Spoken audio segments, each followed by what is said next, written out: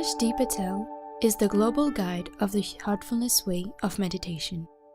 Known to many as Daaji, his teachings reflect his knowledge of spiritual traditions and modern scientific research, combined with his own experience and discoveries. Born in Gujarat, India, Daaji showed an early interest in meditation and spirituality. He started Heartfulness Meditation in 1970 while studying pharmacy. In 1980, he moved to the US, where he practiced pharmacy and continued to pursue his love of meditation. Now, embracing the many roles of a modern-day spiritual guide, Daaji travels widely, extending his support to seekers worldwide. Now, let us listen to Daaji's thoughts about health. Fasting and autophagy. Ancient wisdom and scientific research intersect. A few days back, we were having a conversation at the Heartfulness Meditation Center in New Jersey, USA, about the significance of various rituals and customs that have been observed in society since time immemorial. Many of these rituals are followed with rigor and discipline, which is a good thing. What makes them more joyful and impactful, though, is knowing the true significance of the principles behind them. Our conversation touched upon various topics, like the reasons for adorning the red pigment, sindoor, as a dot on the forehead of married women in India, praying before eating, and fasting on special occasions. I would like to share with you some of my thoughts on the concept of fasting. So many traditional rituals are disappearing from modern civilization, but fortunately, something is still preserved amongst the innocent people in villages. They may not understand the significance of these rituals, but they have maintained their observance. Among so-called educated people, we have issues when someone asks why we are doing what we are doing. As a result, when we have no justifiable explanation, we avoid observing rituals for fear of being looked upon as old-fashioned or without real understanding. We need to study and try to find the significance behind most rituals. Let's start with the significance of Ekadashi in the Indian culture. Many people observe a fast on Ekadashi days. It is a widely prevalent ritual, but not deeply understood. Ekadashi is a Sanskrit word for the number 11. It stands for the 11th day of each half of the month in the lunar calendar. So there are 2 Ekadashi days in each month. One is in the first half of the month when the moon is waxing, and the second is when the moon is waning. These days have a very special significance for health, and the practice has been connected with religion for the sole purpose of health and well-being. Had it not been associated with religion, common people would not have followed such dictums.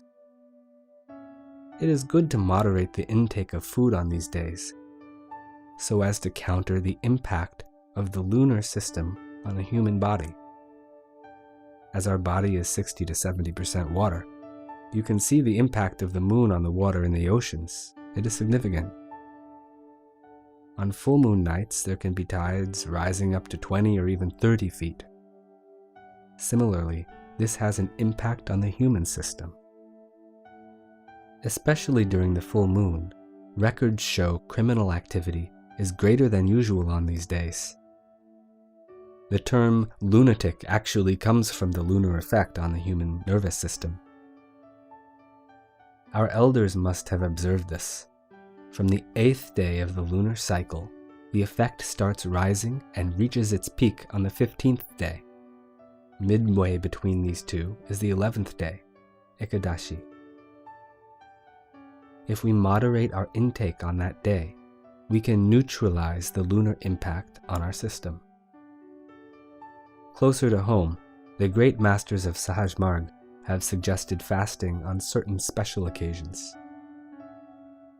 One such occasion is the day when a trainer is given permission to start imparting training to others. You may ask why trainers are asked to fast on the day they are given permission to work. In Sahaj Marg, the special preparation for training a candidate goes on for days, perhaps even years, before the work is complete. On the day when permission is granted, qualitatively, the trainer becomes a spiritual conduit of the divine transmission. And on this day, most of the yogic chakras of such a person are purified and brought to some sort of opening or blooming. These chakras are also divinely charged, enabling the trainer to become a conduit for the spiritual work. When this happens, the divine charge remains very active for the next few days. This divine charge is so subtle compared to the energy that we derive from solid food, that if we were to eat, the grosser energy from the food would naturally displace the subtle divine charge. On this day, the idea is to tune in, receive, and allow the charge to be completely absorbed. Hence, it is recommended to fast on this day. I hope you can appreciate the importance of moderation in food on such an important occasion.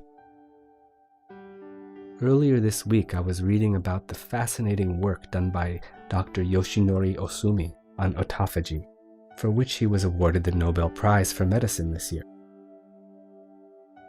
Thanks to Dr. Osumi and others following in his footsteps, we now know that autophagy controls important physiological functions, where cellular components need to be degraded and recycled. Autophagy means to self-eat, and it is the process by which the body eats its own damaged cells and unused proteins. After an infection, autophagy can eliminate those cells infected by invading intracellular bacteria and viruses. Now, interestingly, in Ayurveda there is a saying, "Starve a cold."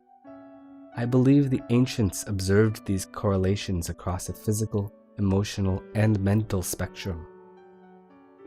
The above examples about Ekadashi and the preparatory work of a trainer in Sahaj Marg illustrate that autophagy may have a role to play also in our emotional and mental well-being beyond just the physical body.